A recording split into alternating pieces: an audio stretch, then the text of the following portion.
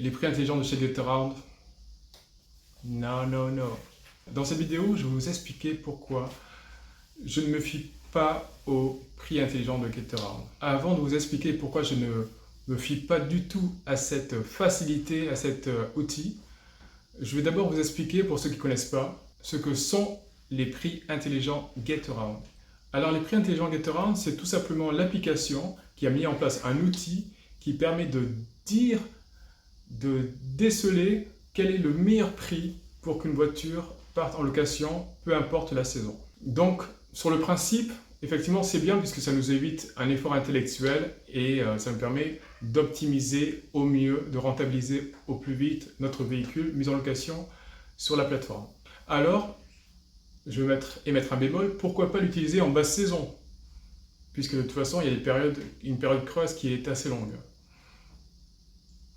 Mais pour les périodes hautes, pour les périodes de haute saison, je vous déconseille carrément, c'est mon avis, vous me direz en commentaire ce que vous en pensez, d'utiliser cette facilité. Depuis quelque temps, GetAround a mis à jour cet outil de prix intelligent et a permis de définir un prix plancher, c'est-à-dire un prix en dessous duquel la voiture ne partira jamais en location. Ce qui est très bien parce qu'auparavant, votre voiture pouvait partir à des prix vraiment très très bas et limite c'était un petit peu ridicule quoi. N'ayons pas peur de lâcher le mot, c'était ridicule. Donc ils ont mis en place ce prix plancher. Donc très bien. Et je me suis dit pourquoi pas, je vais tester et puis faire un petit retour que je vais partager sur les vidéos, mais c'est ce que je fais actuellement. Et avant l'arrivée de l'été, j'ai constaté que en mettant en place ces prix intelligents, je n'avais aucune touche. Vraiment aucune touche.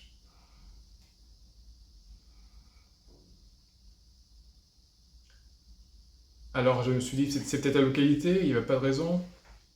Et puis je me suis tout simplement penché sur la grille tarifaire qui était mise en place avec l'application, avec l'outil de prix intelligent.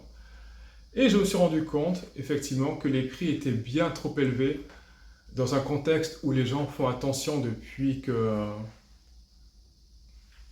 l'inflation approche des 10%, qu'il y a une insécurité par rapport à l'emploi, qu'il y a un contexte assez anxiogène. Donc effectivement, je vois très bien, une personne ne pouvait pas louer une voiture à des prix aussi élevés, puisqu'on est dans un contexte, il ne faut pas l'oublier, où les gens font vachement attention. Alors effectivement, cette politique pouvait fonctionner été 2020, parce que les gens étaient confinés, ils avaient besoin de se retrouver. 2021, ça a passé, mais il fallait déjà baisser les prix. Et en 2022, mais non, j'ai baissé les prix. La journée avoisinait les 80 €, c'était beaucoup trop cher pour quelqu'un qui veut passer les vacances à bas prix en Aquitaine.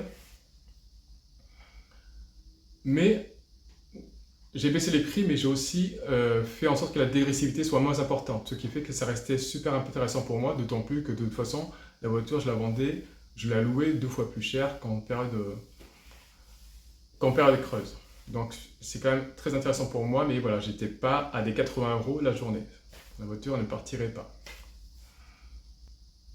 Donc c'est un petit peu ça la limite de l'application, de cette facilité, c'est qu'en fait elle fait une estimation du prix auquel devrait pouvoir partir un véhicule en location, mais c'est vrai qu'après il y a le contexte économique qui, selon moi, n'est pas pris en compte.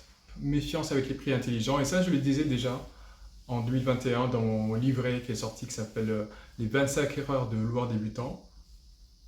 Preuve en est que mon livret est toujours d'actualité. Voilà, en tout cas, quoi qu'il en soit, mettez-moi vos retours en commentaire et j'espère que vous avez apprécié la vidéo. Abonnez-vous, likez, partagez. À bientôt!